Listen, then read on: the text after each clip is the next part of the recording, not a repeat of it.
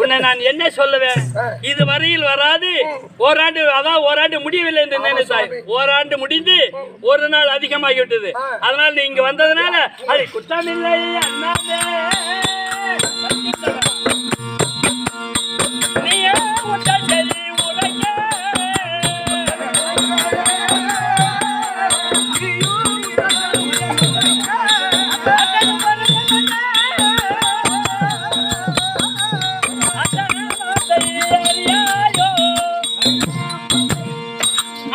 உரைக்க சென்ற காலத்தில் அமிர்தத்திரம் உனி மரத்தை சார்ந்த போது அப்போது அதோ இருக்கிறதே அருநெல்லிக்கனி வேண்டும் என்று கேட்டாய்.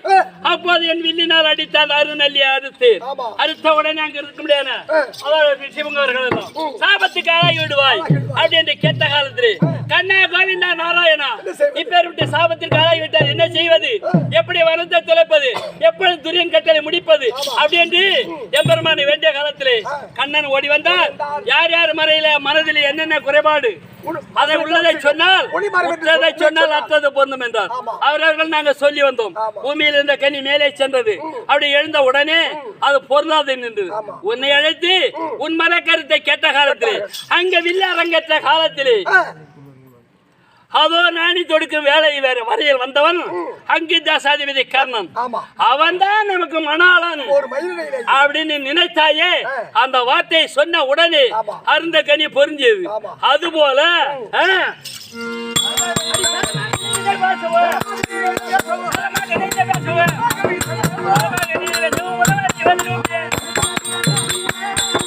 அதனாலே அன்று எப்படி உரைத்தாயோ மனதில் இருப்பது அதுபோது ஒளியாது உத்ததை சொல்லு.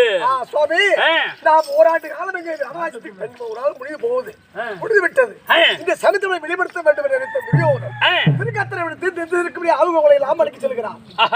படுத்து செலுக்கக்கூடிய ஆவுகளை எல்லாம் துரியோதனன் தென்கோடி காலத்தில் திருக்கத்தனாக ஓட்டி சென்று விட்டான்.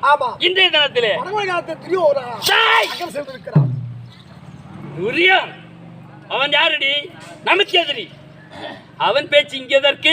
சுவாமி நம்மளை வெளிப்படுத்த வேண்டுவதற்காக அவன் செய்ய முடியும் அனால் செயலுக்காக அதான் 13 முடியலர்களை வெளிப்பட்டவன். ஆனால் மீண்டும் 13 அனுப்பலாம் என்று துரியன் சூழ்ச்சி.